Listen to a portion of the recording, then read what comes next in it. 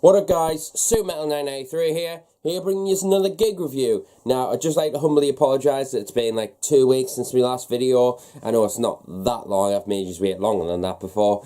But anyway, first off, the reason this took so long is because I had a couple of gigs that I was going to, one of which was outside of the northeast where I'm from, and another one was in Newcastle, and I just thought, you know what, I just want to kick back, enjoy these gigs, and enjoy some music, because there's been some killer releases so far in 2018. New Wyattxhim immediately comes to mind, Mice and Men, Machine Head. There's a few others that don't spring to mind immediately, but I am planning to do some CD reviews over the next coming months. I've got a load of content on the upcoming, not just CD reviews, but other content that's going to vary it up a little bit, and so you're not just going to be seeing CD review after CD review and stuff like that. Updates and purchases and all that's going to still continue. Same for the Super Metal recommendations, so stick around for those. They're going to come very, very soon.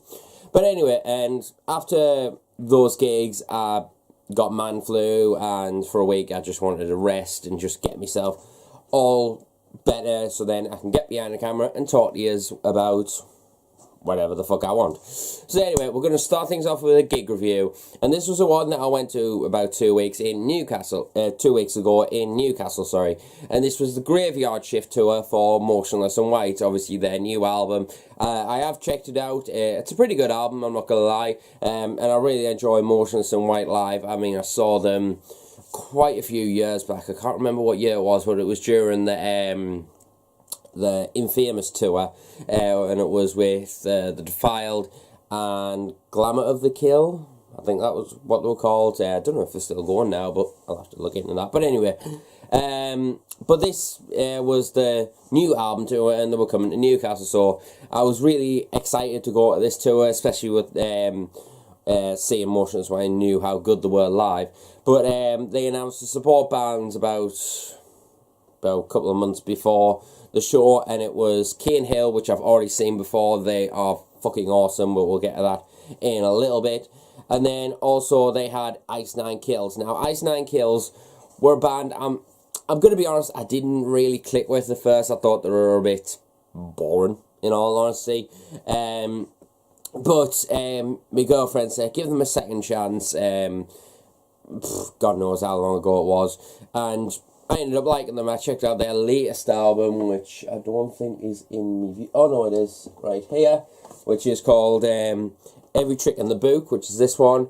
I ended up checking this one out, and I really, really liked it. And I checked out their like re-recorded version of one of their older albums. Really like that as well. So I started to warm up to them a little bit, and I got more and more excited for this gig. And yeah, really solid lineup, and I couldn't wait. But yeah, so I went into the venue, it was all looking good, and then just when, by the looks of the poster, and from what our knowledge was, that Cane Hill was going to be opening, then it was going to be Ice Nine Kills, then obviously followed by Motionless In White headlining. But they come out, and I was like, that doesn't look like Cane Hill. So, yeah, that doesn't look like Cane Hill. And then they kicked in with, I believe it was the first song off Every Trick in the Book, and I was like, it's fucking Ice Nine Kills, and everyone even looking around was just like, I thought Cane Hill was opening, so it was kind of a surprise, but my god, Ice Nine Kills tore the fucking roof off. I really hope that they return with a headline set, because that performance was just airtight, powerful, and it literally sounded exactly like they were on record, if not better, in my opinion. They played some older songs, but they mainly played a load of stuff from Every Trick in the Book, which I was really, really happy about. And like every time I listen to Ice Nine Kills, it just reminds us of like a metalcore equivalent of like theatre, and I think that's kind of what they're going for. And it didn't feel like that as a performance, it just felt like it. It didn't seem it from watching it, but it was just felt like that, and I really enjoyed the vocal performance. Everything was nailed on, and I absolutely enjoyed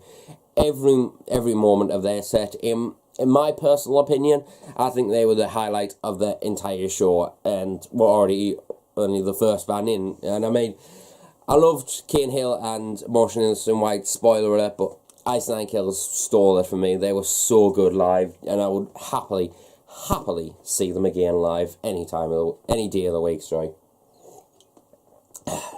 Anyway, we'll move on to the main support, which, as I said, I was quite surprised about, was Kane Hill. Now, Kane Hill got introduced, I think it was in 2017. I think it was 2017, early 2017, late 2016, on the Bullet for My Valentine Venom tour with Killswitch Engage was also on that lineup, and Kane Hill was opening. And I never heard of them, heard their name was going about, like, the metalcore world as being quite a solid band, and an upcoming band, you know. And so I was really looking forward to checking them out, and I was really, really impressed with them back then. I loved the industrial twist, and it was like, literally, it wasn't like an industrial metal show, it was literally like an industrial metalcore kind of hybrid, and it really, really fucking worked. It was really groovy and all that, and I didn't expect any less from this performance. But what I was expecting more of was performances of their newer material from their new album, which is called Too Far Gone. And I might as well say that album, great fucking album, riffing as hell. But anyway, moving on. But they played quite a few songs from that album, including my favourite song on the new album, Lord of Flies. Absolutely amazing. And I didn't expect it, but they actually played Ugly Idol Mannequin, which is my favourite song off of their second album. I think it is called Smile. That song is just sticks in your head. I've been singing that ever since the gig, and I still love that album, and it's resurrected me love for Kane Hill. The only thing I would say though, when it comes to like that industrial kind of vibe, and this suffered through Motionless in White as well, is like talky sections, like where it's like Marilyn Manson kind of stuff.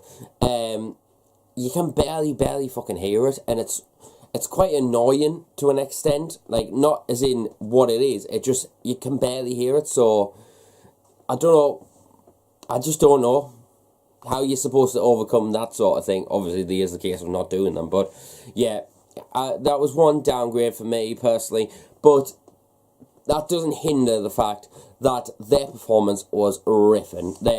They were absolutely amazing yet again. Really enjoyed their performance. They are definitely one of the strongest, relatively unknown metalcore bands going at the moment. They're signed to, I believe it's Rise Records. Yep, Rise Records, and definitely one of the big, I'd say one of my favourites on Rise Records. They are definitely a big staple for me on that label. But if you haven't checked out Kane Hill, make sure you do check out their new album, Too Far Gone, and Smile, because both of those albums, if you're into industrial or metalcore, you'll find something to like about these guys. And in my opinion, I said this before the announcement to support, I was like, I wouldn't be surprised if Kane Hill was on that lineup, because they were the literally perfect match for supporting a band like Motionless in White. And then we obviously get on to Motionless in White. Now, Motionless in White, obviously, it's been a while since I've seen them, and they've brought out Reincarnate and obviously the new album, Graveyard Shift.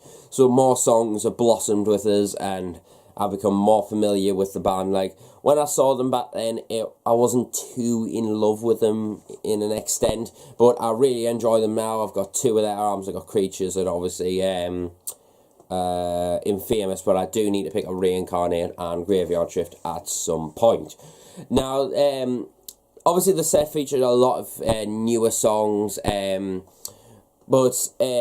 one of my favourite parts of the entire performance of Motionless in White were, in all honesty, the older songs. Obviously they performed like the hits, you know, like Immaculate Misconception, America,